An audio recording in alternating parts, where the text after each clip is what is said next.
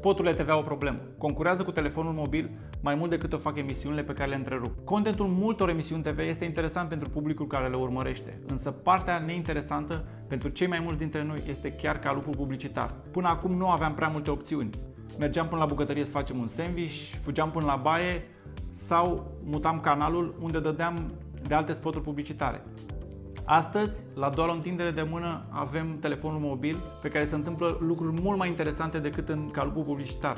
Uitați-vă ce se întâmplă în pauzele publicitare din timpul marilor emisiuni TV, cum ar fi România au talent sau Vocea României.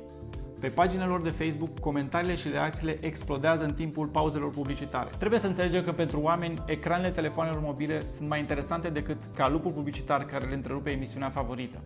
Problema este că stațiile TV emit spotul TV, televizoarele sunt deschise, audiența se măsoară, însă atenția oamenilor nu mai este acolo.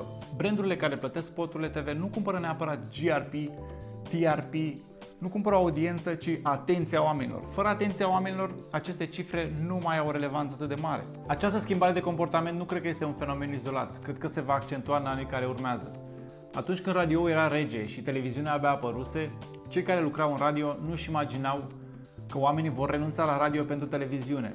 Pe vremea aceea, radio era ascultat atunci când oamenii făceau treabă prin casă, de exemplu, și cei care lucrau în radio nu-și imaginau că oamenii vor renunța la acest obicei de consum pentru a sta nemișcați în fața televiziunii. Dacă ne uităm în urmă, ne gândim oarecum de n-au văzut puterea pe care o are televiziunea și modul în care acesta va schimba obiceiurile oamenilor.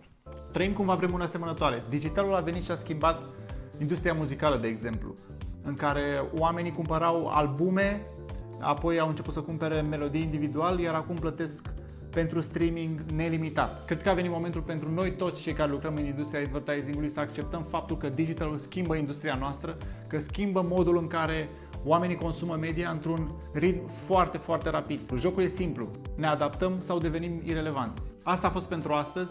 Dacă aveți întrebări despre acest subiect sau orice alt subiect legat de digital, vă rog să-mi puneți întrebările în secțiunea de comentarii.